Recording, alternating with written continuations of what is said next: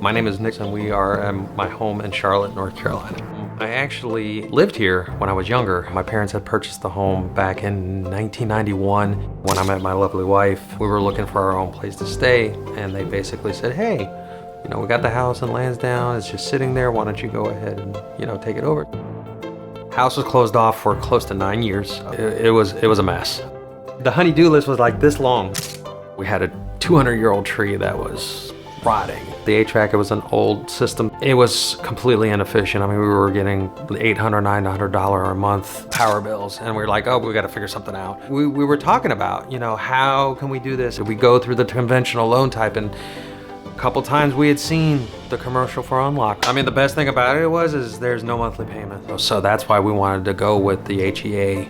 We did the application. Unlock went through and just made sure everything was good. They reached out and said, hey, you're approved. This is what we can give you. It was celebrated that night, you know, it was great.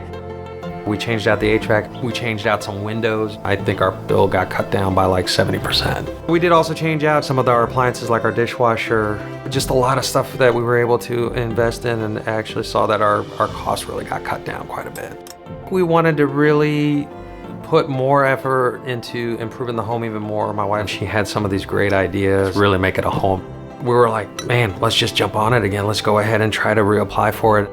The second time is like calling up a family member. Hey, can you help us out again? You know, and she's like, yeah, absolutely. It was a great experience. The first go round was for the outside. Second go round was for sprucing up the inside of the house. With Unlock, being able to tap into that equity in our house, we were able to take that burden off of us to make our house a home. So it was definitely worth it.